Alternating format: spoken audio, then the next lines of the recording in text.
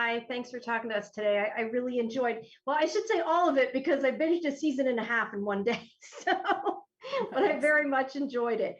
So can you kind of maybe sort of talk about what the, I guess, overall messages you want people to get from this season? What do you want them to take away from it? I think this is going to annoy you because this is a very open-ended answer to your open-ended question.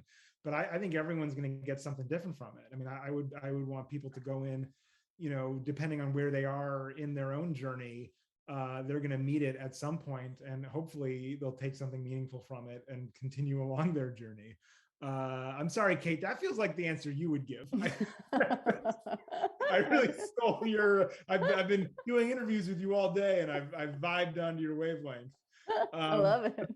But I think that's the truth is that there is no set message or one single takeaway that we want people to get. I don't think it's a didactic show like that. It's not about, we are the tea kettle and our audience is the cups and we're going to pour tea into their cups. We want everyone to bring their own tea, and we're gonna have a big tea party and we're gonna mix it all together.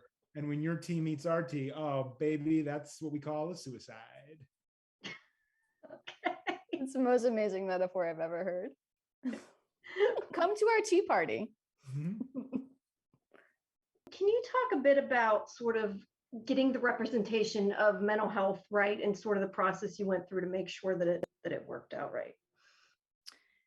Yeah, I mean, I think one thing we never say that Alma is mentally ill. We say that she's having an experience and it's specific to her. And I mean, I have schizophrenia in my family, so it's based on my grandmother had schizophrenia and we have depression and anxiety. And but then there's quite a bit in my family too of people kind of reporting mystical experiences and visions. I mean, kind of privately to each other. So I think I drew from that specifically. I mean, I also read a lot of books and did quite a bit of research. And so I wanted to make sure that it felt specific to her and her character and this sort of exploring the unseen world and how we kind of interpret mental health and different philosophies and ancient wisdoms, and to sort of break open some molds and sort of say like, maybe all these things are kind of related, or maybe there's a larger picture that we don't understand and then we're only seeing aspects of it and we're making judgments or deciding that things are a certain way because of a certain thing. But actually, even in the mental health field, like schizophrenia is an umbrella term and there are so many aspects of it and experiences within it. And there's so much we don't know or understand, and we don't quite know how to treat it. And of course, there are many ancient traditions who talk about kind of these mental illness states actually being gifts from the spirit realm to sort of wake us up and say, this is your grandmother pulling through and saying, wake up, you're on the wrong path. You're feeling this way because you need to feel this way to change your direction. You need to shift course.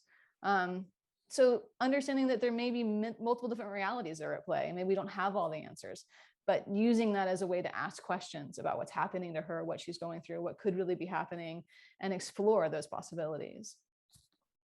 I had a question about the animation.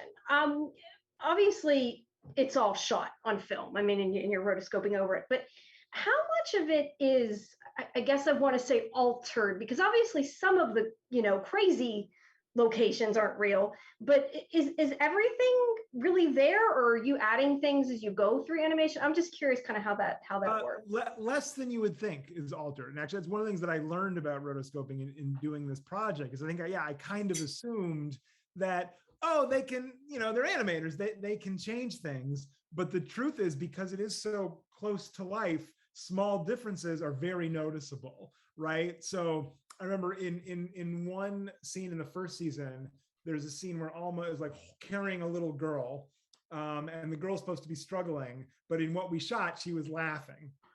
And we said, can we get rid of that smile? And the animators were like, we can, but it's going to be complicated. It's going to be really difficult. And that was like one of our big budget shots in season 1 was changing that changing that smile to a frown.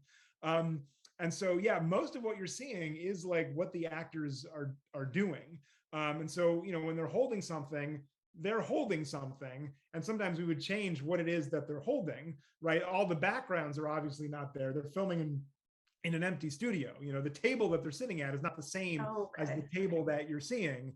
But as much as possible, you know, the actors are doing what they're doing, and you're getting the actor's performance. And then I think what is really brilliant about the animators, which you almost take for granted, is the way they illustrate those actors' performances. And I think we're trained to assume that, like, oh, it's like a filter. You just kind of put it on, you know, and it just kind of does its thing. But it's actually, there's 1,000 decisions in every shot of, like, you know, which forehead wrinkles to animate, and like what's the cleanest way to convey this emotion that this actor is giving you. Because if you literally draw every line on their face, it looks busy and complicated, but you need to do enough to sell what the actor is selling in the minorest of ways, right? And so I think the biggest compliment that I have for our animators is almost that you take it for granted, that you don't, you know, they make it look easy and natural, but it's painstaking artistic work.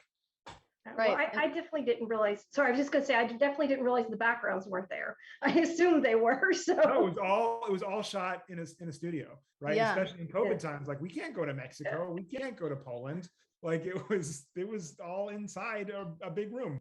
And every single background that you see is a hand painted oil painting that takes 4 to 5 days to paint.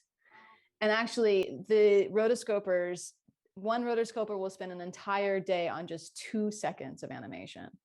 So it's incredibly labor intensive and handcrafted, hand painted, hand drawn. It's really quite incredible.